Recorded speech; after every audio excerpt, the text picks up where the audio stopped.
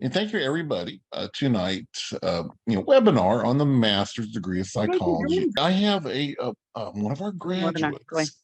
She is from Canada, and we have there's a school a little bit north of Toronto called Our Lady Seat of Wisdom, and she is the director of student services, and she is also a professor of psychology now. So she'll be teaching classes for that. And but anyway, she has been through the program, remotely in Canada. She came to graduation. We met her, and just a wonderful person. So but anyway, welcome, Karen. And so I'm going to ask Karen, a few questions. And so Karen, like I said, there's a lot of schools that you could have gone to. Why did you choose Divine Mercy University for the Master of Psychology degree online? Well, I first of all, I needed to continue to work full time in my job as director of student services. So I needed to find an online program. And then I was looking through online programs, and the main reason is that I didn't want to have to study psychology from a secular perspective. And Divine Mercy, when I came across Divine Mercy, it was everything I was looking for. So I was thrilled that I could actually study psychology online and work full time and not have to spout nonsense and be able to learn the material from a Catholic perspective. It was extremely important to me. Yeah, that's great. So, but so how did you manage your time being working full time and going to school?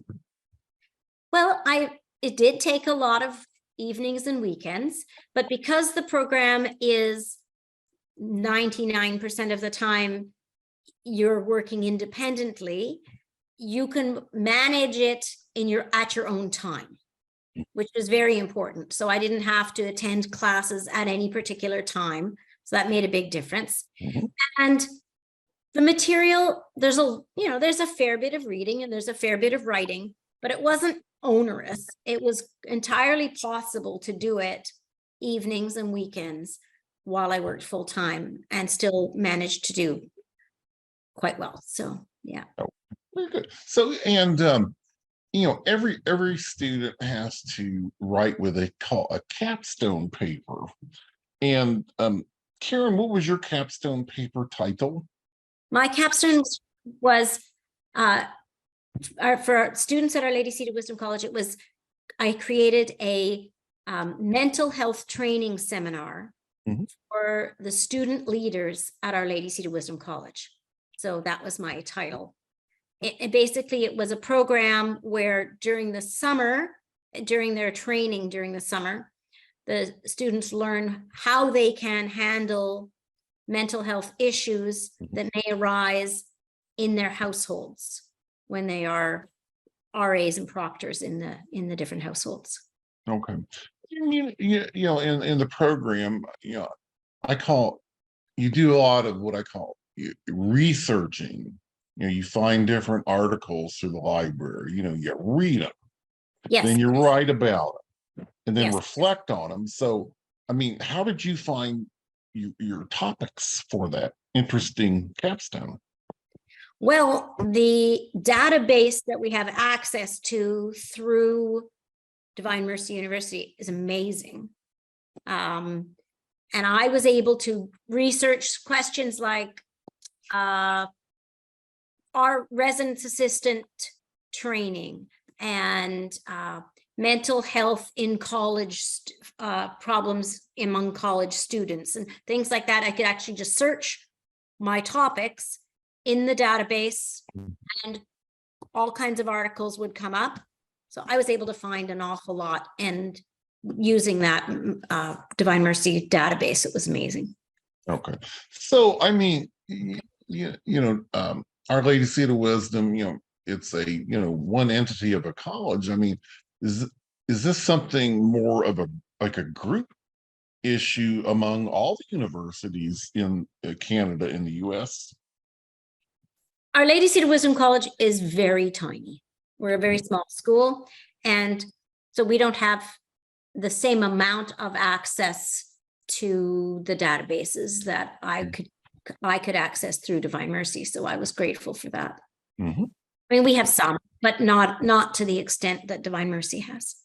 I see. So, when you went through the program, did you have a favorite class? Oh gosh, I loved a lot of them. Developmental psychology, and in Mhm. fact, the course that I'm teaching at the college in January will be developmental psychology 2, which is development from adolescence through old age. Oh, that's a big life. That's a big span. It's a big span, but the development from prenatal to the beginning of adolescence is also actually very packed. That's a Mhm. course in itself. And then from adolescence through old age is another course. So that's Okay. what I'm going to be teaching. But it touches on all kinds of current hot button topics, which will be very interesting to address. Okay.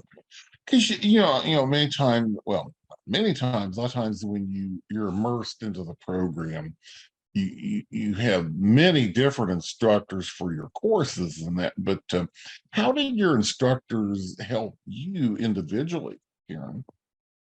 Some of them had times when we would agree as a class, what time might be a good time to have a Zoom meeting as a group. Those were very helpful, especially because also when we had those Zoom meetings, we were able to interact more face to face with the other students in the program. Oh, okay. And actually, I became very close with quite a number of the students in my cohort, and that was really lovely. So, And yeah, so you had Zoom meetings with your fellow students then too. yes, with the professor and the fellow students. Oh, okay. And then professors would also, whenever we would write something, professors would give feedback. Some professors would create a video that we could watch where they discussed the topic that we were writing about on a particular week, or more of their expectations for the topic we had to write on. And so there were a variety of ways that the professors were very helpful. And how did you? I mean, I don't know if you knew your capstone title from day one or before you started classes, but how did you arrive at your capstone title? Well, because I work in the Department of Student Services, I would be getting RAs and proctors coming to me very stressed because of having to deal with mental health issues in their houses, and they felt very unprepared for this. So I suddenly realized what a need there was to prepare them. And so that's what inspired me to choose my capstone topic. So, Yeah, because I was seeing burnout in the RAs and proctors mhm. because of the stress of dealing with mental health issues in their households. Okay. Yeah, I mean that's a problem today. And also, not even necessarily only mental health issues, but even just ordinary issues of things like relationship problems or discipline areas, having to discipline their fellow students. Some of those were challenging things for them as well. So Oh, my topic was quite, like, we covered quite a few things. It's a 2-day seminar, two half-day seminars, 8 hours of seminar mhm. on dealing with issues in their households. Okay. So now you said that now you're to be teaching developmental or Yes, what developmental psychology. yes, Okay. Okay. So I'm sure you have to have a good lesson plan and syllabus and all that. Now, you yes, have to develop that yourself or I do. I okay. do. And thanks to Divine Mercy, I am actually incorporating some aspects of what I learned at Divine Mercy, particularly the Catholic model of the human person, which we talk about quite a bit. I'm going to be incorporating some of that into the beginning of that course to give us a framework within which to discuss human development. And and one thing I know in our first class, psychology 550, which is I call it the flourishing class. Yes. And how do you help people flourish, Karen? Um, my goal, my job, really, I would say, at Our Lady Seat of Wisdom is to allow the students to succeed. My student success is my big project, my big job at the college, and it's helping them basically overcome obstacles to success for them. So whether they are stress, anxiety, sometimes some of them are dealing with mental health issues, depression, various things. Some of them are dealing with household relationship problems. The amount of things I learned doing the program at Divine Mercy that have helped me do my job better, it's incredible. I mean, it's night and day, the amount, how much I'm more able to help the students at the college, given what I learned at Divine Mercy. I'm much more effective as a helping professional. Oh, great. Because, it looks like some of the participants and future students may have some questions for you. And I don't know if we want to do these by chat or if you can ask them, because Cherie, looks like you had some questions. I do. I don't mind. It doesn't have to be chat. I'm happy to have them ask. Yes. Oh, awesome. Thank you. First of all, do you have to be Catholic to go there? You don't have to, but I'm not practicing. Okay. You do have to realize that the program is taught from a Catholic perspective. Yes. And you do have to read church documents as well. I love, well, I'm a Christian. I'm not a practicing Catholic. It's not a church that I've gone to since I was a little girl. My grandfather was a Knight of Columbus. Okay. So yes. You don't have to be Catholic. You just have to, the Catholic meta model is actually called the Catholic Christian meta model of the person. It's really the way Christians see. Yes. And you're not going to find things that conflict with your Christian beliefs. I know. Realize it's from a Catholic perspective, but it's from a Christian perspective. Yeah. It's just, I like you. I want to go somewhere where I'm not going to get a secular education. Exactly. And that's what I'm looking for. And that's why I wanted to come to this webinar at Divine. Yes. And I'm also curious. I was thinking, you've been teaching. Have you always taught where you are? No, I'm just starting teaching where I am. Because at a college level, you have to have a master's degree to teach.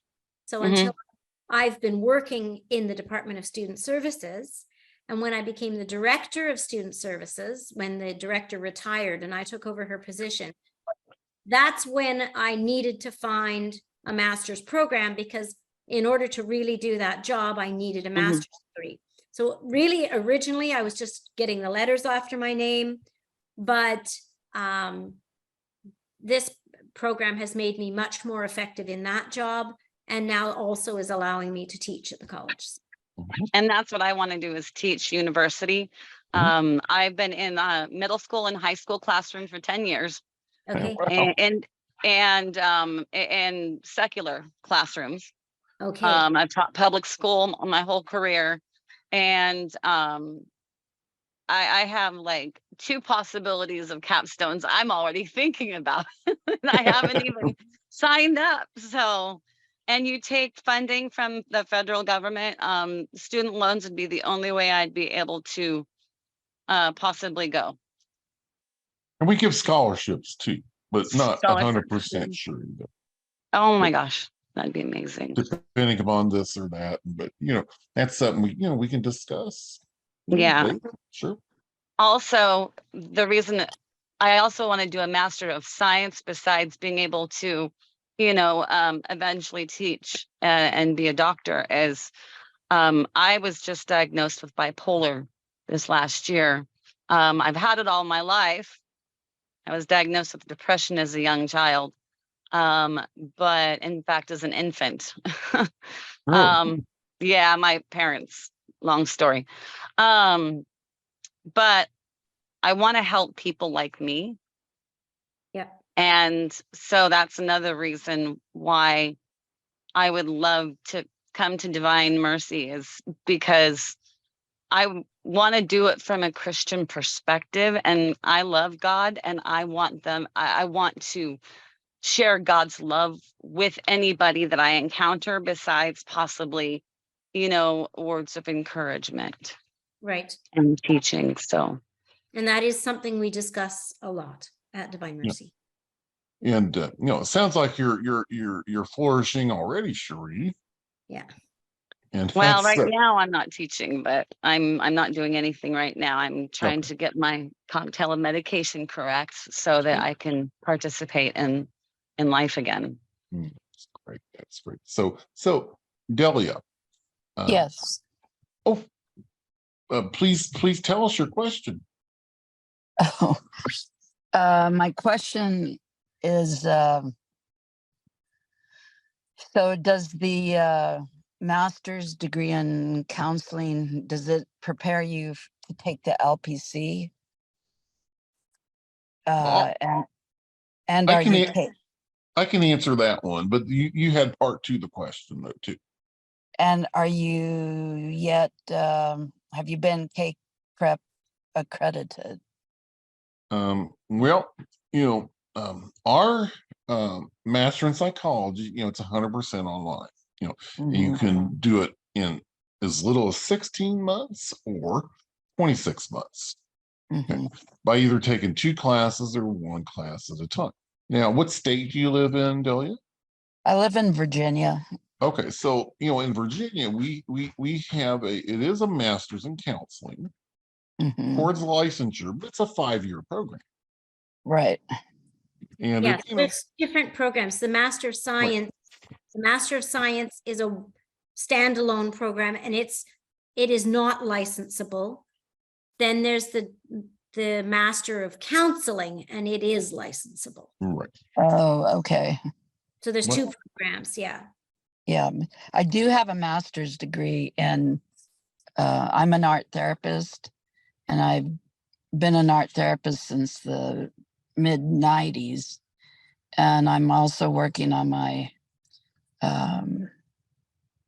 substance abuse licensure, but I wanted to go for a license in LPC, but Okay. I need totally online because of work, and that I could work at my pace. And I do like the Catholic or, aspect of it, which you don't see very much. Right. But The counseling degree is not entirely online. There is some component that is on campus. The mhm. Master of Science is completely online. Hello, But Karen that- Hanlon. It's our director of alumni relations there, Karen. And She oh, behind me. it's our master's in psychology admissions person. I'm going to interject because, gosh, you guys have such a dynamic webinar tonight.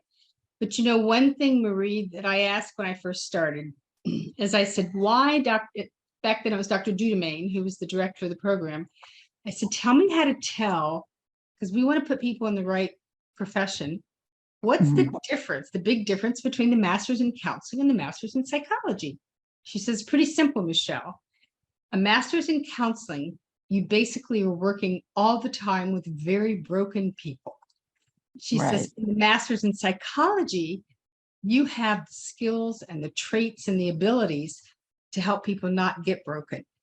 So we do have people in everything from, oh gosh, anything from behavioral it's not counseling, but it's in a hospital environment where they need people who have a master's in psychology. We have individuals who are life coaches. We have people in a lot of areas of leadership. So I think being in the Alumni Association, I help place people, I put them in positions. There's 3 things. Look at what you know you're going to enjoy, feed upon the talents you already have. And I remember when I talked with Karen a long time ago, we talked very in depth because it was a huge decision for her. Being in Canada and already in another institution of higher learning, we were always so proud that she made that decision, and meet her at a graduation and getting to see her and hug her in person was even better. But one of the things that you can always do, as any of our students, you can connect with me in alumni relations, and I always help you, direct you to where maybe you need to go. So I'll hush up, but I'm just upstairs listening to this very dynamic webinar. And thank you again, Karen, for your gift of time. You're welcome, Michelle. you. Nice to see you. Okay. So Delia, I mean, those are great questions, and sometimes, it everybody wants to be president of the United States. Okay, but sometimes you're just gonna have to start out as a senator. So When Yeah. I like in the classes that I had in my cohort, there were a wide variety of people doing a wide variety of things. There were parish priests, there were people who were working on campus ministry, and teachers, all kinds of, so different people in different walks of life who wanted to have a better sense of how they could do their job better and be more effective at helping the people who came to them. So they weren't necessarily dealing with people with a counseling situation in terms of people who already, like Michelle said, who already had problems, but how to help people just live their lives more effectively. Right. I've been working with chronic mentally ill for the past 25 years, and in behavioral health inpatient settings. I'd like to continue, to do that because I really enjoy it. But I feel like I used to live in Texas, but I moved to Virginia, and I work in Washington, D.C., and I need other credentials to do what I want to do. So that's basically what I'm looking for. Okay. Well, thank you, Delia. Does anybody else have a raised hand or question for Karen? Not me, Karen, who has been through it. It looks like Kristen has a hand up, but I'm not sure. Oh, let me scroll down here. So where is Kristen? I could be, oh no, that's not, it's, I just had my cursor, which is a hand, which was Okay. her name. So. Okay. So, well, anyway, so if there's anything you could say as advice on, how to make it through a program, because, a lot of times online, it's great. You can study from your home and this and that, but you still have to study, and there's deadlines. And is there anything you can say that would, could help people be successful? Do the readings. It's the readings, the whole program is based on readings and videos. So there's usually a couple of videos per week. So it's based, you get a week's worth of materials, and then you can work on that whole week's worth of materials at your own pace. And each week there are a number of readings, and it's important to do those readings. What can I say? I mean, I did work pretty hard, but it was doable. It was definitely doable, even with a full-time job. I would relax in the evenings and do my readings, and there's a fair bit of writing. I must say there is a fair bit of writing, but I found it enjoyable, and the professor feedback is great. One of the things that the program's based on, and I think you would like this, the students every week, you write, there's a question you have to give information, you have to write about, and all the students read your answers to the question. And then two of those students students will respond to you, and you have to respond to at least two students. So it's not just a professor reading what you've written.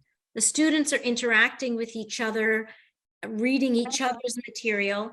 And I found that really beautiful and lovely. And I think one of the things that helped me really want to do a good job was I was realizing that the other students were going to be reading what I wrote. So I would try to explain things as clearly as I was able to, maybe to help somebody else who is struggling with the material. And so that really gave me inspiration to do the best I could in my writing for the other students, for the sake of the other students. So Karen, how did you feel when it was all over? I mean, no more class, no more classes.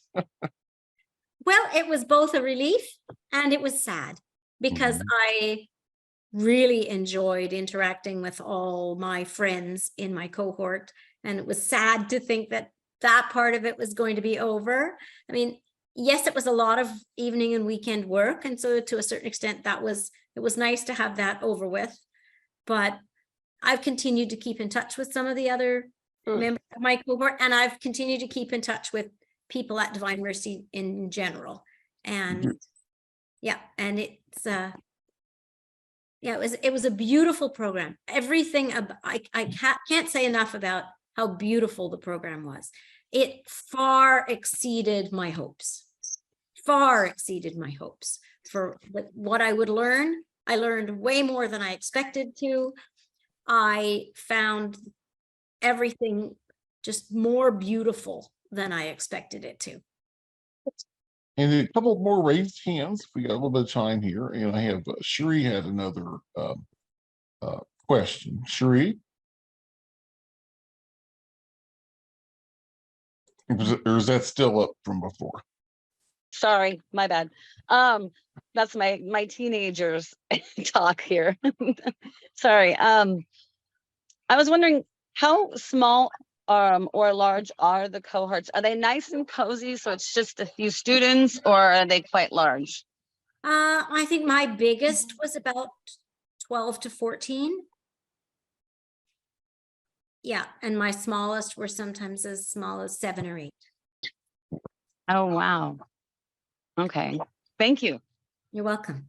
But Cherie, I'll answer that. Generally, we're going to start with around 25 students in the first class. Now, everyone has different concentration. So, you may, go off into different areas, then meet again sometime. But yeah, they're pretty small. Yeah, it was different. The program was slightly different when I went through, because I was in the cohort right before they started the concentrations. Right.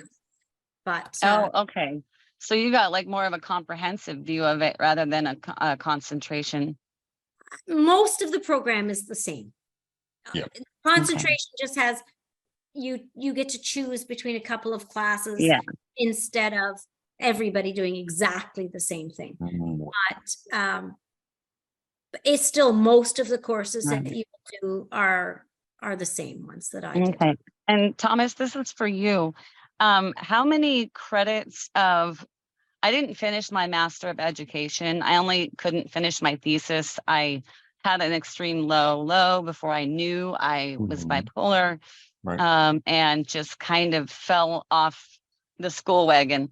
And how many credits do you think? I mean, I have some of those psychology courses in there that are human development. And so is it possible that some would be accepted? Always. I mean, I get this all the time. I have students who maybe started another program, and we certainly take a look at it. But I mean, in transferring, we will take up to 2 classes or 6 credit hours on average. Okay.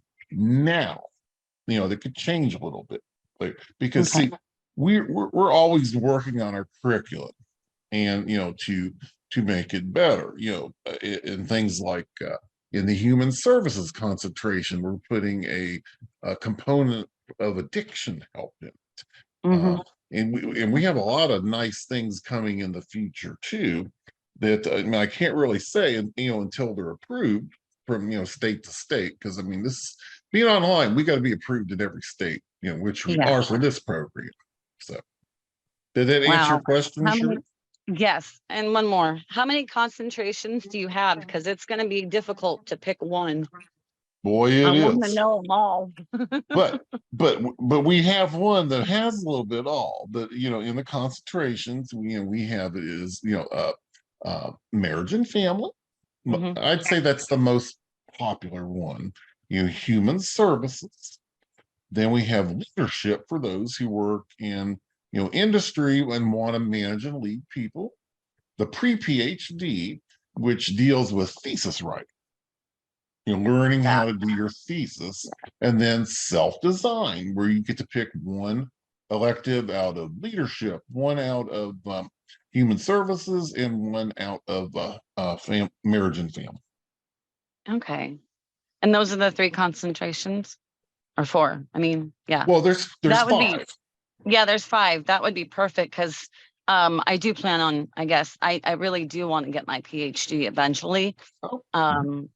Because I would like to have a doctor of psychology and I love to write. So that would be a very good fit for me. You're in the right place. I'm an English Yeah. teacher. I'm the English teacher of the group. So Karen, I mean, Thank you. how much writing do you do?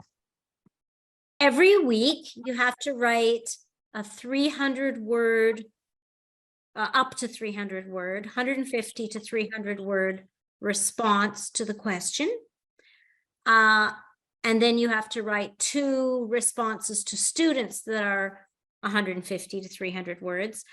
My biggest challenge was staying within the 300 word count. It was always a challenge for me. That I would said be all this mine. in 300 words, but anyway, I had to really learn how to be concise. And then every course has a fairly major paper that you're working on throughout that course. So you're doing each week's writing and then working on a paper for each course. Right. And a new component to our it's called Canvas. That is our online platform, is that when you write a paper, I don't think you had this when you were there, Karen, but you can send it into them, and within 24 hours, they'll get it back to you with suggestions. No, that's new. Yeah, that is new. And like you were saying, like the videos and lectures, and these are all they can all be downloaded to audio books, which is Okay. new. So you can listen That's to them new. on the Yeah. road, or when Oh, you're that would have been nice. while you're mowing your lawn or what have you. That would have been nice. Yes, I Yeah, did. but Yeah, I did download all my readings, so I Mhm. could read those offline. Okay. And now, and what's nice about that is I've been able to keep those files. So I have all my readings to refer back to. That's right. And I would rather read something, but it takes time. Part of multitasking would be to download it, and say you have a commute to work, listen to it on the Yes. road. Yeah. So okay, and then it looks like Delia has another question. Delia, just need to unmute there.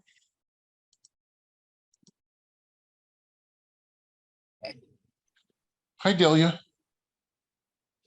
I lowered my hand. That was from before. I'm Oh, sorry. Okay. Okay. So you got your question answered. Okay. Then. Okay. And does anybody else have a question for Karen? Oh, Marie. There you go, Marie. Let me Hi. I'm not sure if you're seeing some of the questions in the chat, but I'm I gonna had look. a similar one as Gisela of if you take the master's in psychology, would those credits then count if you wanted to go for a master's in counseling? 18 of them will. Okay. Not 18 classes, but 18 credit hours. Mhm. What state do you live in? Wisconsin. Okay. Yeah. And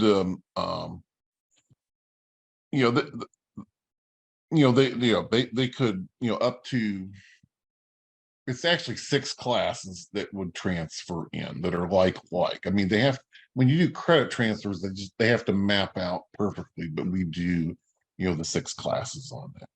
And I can Right. get But with some of you. the basic material that we, for example, probably 550, which is helping like the whole human person perspective, the Catholic Christian meta model of the human person. I'm sure everybody does that no matter what program they're in. That's right. That kind of thing. So those courses that are more general to the whole program would fit, they would transfer over. Okay, thanks. I like Karen. She knows the class numbers. So Hi, I had the same question and I'm in Florida. I don't know if my state applies. oh, I'm sorry. Was that Delia? That's Gisela. Oh, just Yeah, I need to sorry, go. Oh, Gisela. sure. Okay, Giselle. Okay. You're in Florida, and again. It's the same question that was asked just now. That if I go for the master's in psychology and then I want to go for the master's in counseling, would 6 my classes. state, but Yeah. would my state also apply? Because I saw in the website that the master's in counseling does not apply in all states. It does not yet, and we are on the midst and on the horizon of what they call K-CREP accreditation, and it's kind of like a blanket thing that a lot of states say, well, if you have that accreditation, we'll license it. But there may be a few states that say, no, we don't care how you're accredited. We want our people to go to our state schools. Now, I'm not going to say the states. But And do I'm you not know going to if say it's Florida, Illinois, but it's probably Illinois. so Florida is no problem? Florida, I mean, when it happens, I'd say they'd be definitely, in that mix. So, but when a lot of folks, all the glamour of the counts, getting my license and this and that. Well, it's not that easy. You have to have a 3.0 average. You got to take the GRE, and it's 3 trips to Washington, D.C. for residency. And when you're done, you have 940 hours of what they call practicums and internships before you can test. Right. Yeah. But I mean, like I said, it's glamorous. I have a license. It'd be a total career change, because if you have the license, you're going to be, with a group of counselors, seeing about 30 people a week. Many of them repeat, and your success rate will be less than 10%. Yeah. Someone just asked a question, so I'm going to answer it. Someone asked, who just came in late, said, Okay. does the Master of Science in Psychology lead to licensure? No. Nope. No, you'd have to take the counseling program leads to a licensing, but not the Master of Science in Psychology. Right. But again, as some people have been asking, in case you didn't hear, 6 of the courses in the Master of Science in Psychology transfer over to the counseling program. Right. And it's a great way to find out if it's right. Yeah, and it's a great way to find out if it's right for you, period.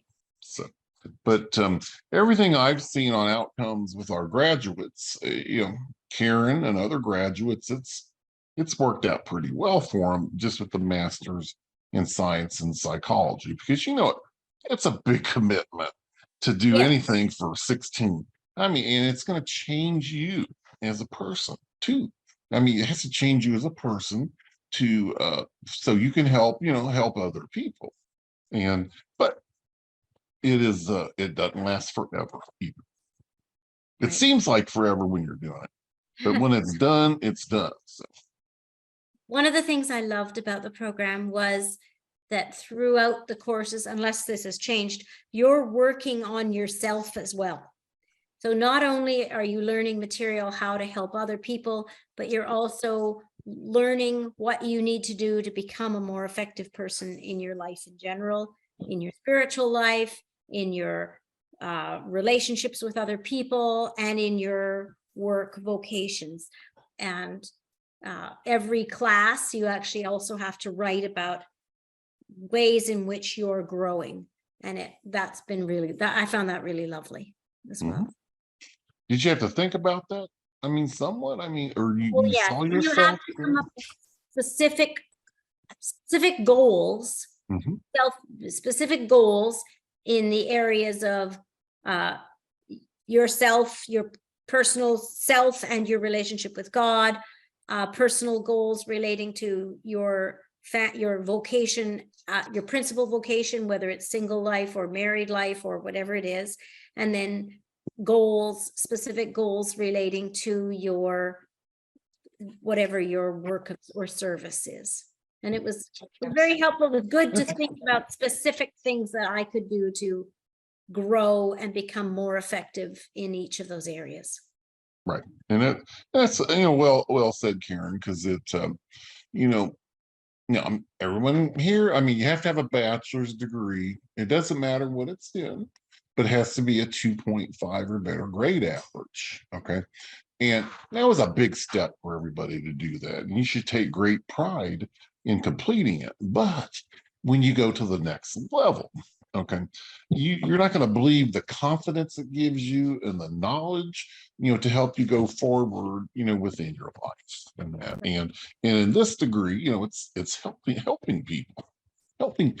Yeah. And Christina had a question, and that is, can you specialize in marriage and family in this program? Yes, you can. You can specialize in marriage and family with the Master of Science in Psychology.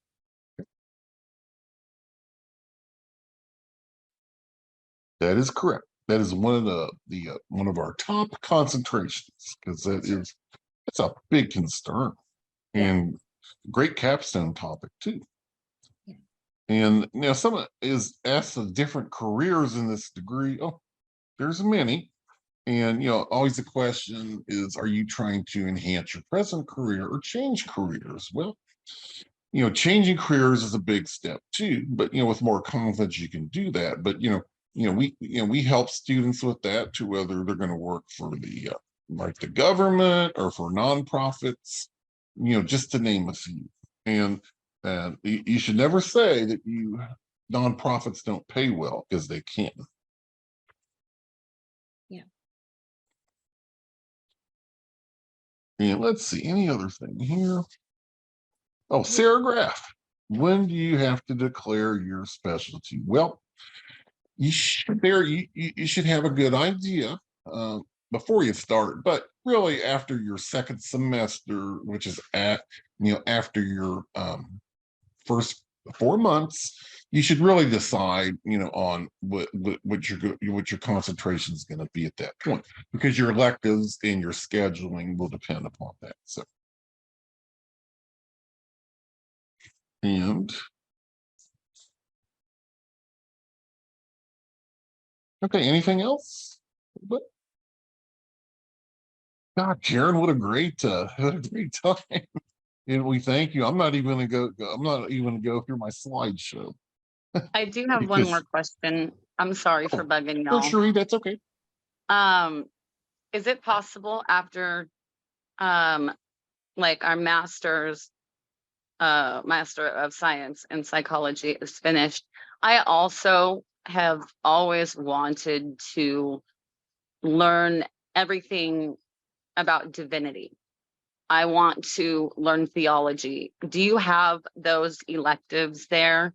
Or is that a whole separate program that I would have to go into, like, say, get a PhD in, or another master's of theology? I can answer that here. And Sarah, you know in we're a graduate school. All we do is psychology, and within the psychology there are some philosophy courses, but we infuse theology. So we don't have any like religion 101 and that sort of thing. We may make reference to the saints and other things like that. However, though, I mean, we have quite a few students already in the program that have their masters in theology. and then they're teaching it usually at a Catholic or Christian school too. So, but and of course, you know, the priests too. Of course, that's what they majored in, theology. But it's, you know, it's a great area. But most folks So say I'd rather do the psychology first, then do your theology. I was gonna say, yeah, I'm doing it a little backwards, or as my Nana would say, bass backwards. That's right. Hey, you stole my word there, Sharice. And Thank you so much. I Delia, have did you? to go. Okay, and well, I'm about ready to go too. So, and I think I'm going to declare this the best webinar ever with Karen Hanlon, our good friend from the north on that. And what I will do is I'll touch base with everybody to see if I can answer any more questions individually. You know, wish we had more time, and we'll go from there. So, and Delia, Yes, sir. did you have another question? No, sir.